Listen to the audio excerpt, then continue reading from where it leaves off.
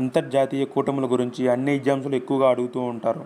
ఈ వీడియోలో ఒక్కొక్క కూటమి గురించి విడివిడిగా నేర్చుకుందాం. G20 సమ్మిట్ 1997లో ఆసియాలో తలెత్తిన ఆర్థిక సంక్షోభం తర్వాత ప్రపంచంలో ఆర్థికంగా శక్తివంతమైన దేశాలన్నీ కలిసి గ్రూపు ఏర్పాటు చేయాలని భావించాయి. దీంతో 1999 బ్రెజిల్లో G20 సదస్సు మొదటిసారి నిర్వహించారు.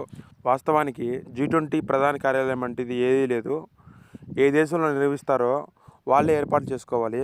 ఆ దేశ అధ్యక్షుడే అధ్యక్షతను పాటించాలి. G20ని ఏర్పాటు చేసిన సభ్య దేశాలు Argentina, Australia, Brazil, Canada, China, France, Germany, India, Indonesia, Italy, Japan, Mexico, Russia, South Arabia, South Africa, South Korea, Turkey, the United Kingdom and United States, the European union.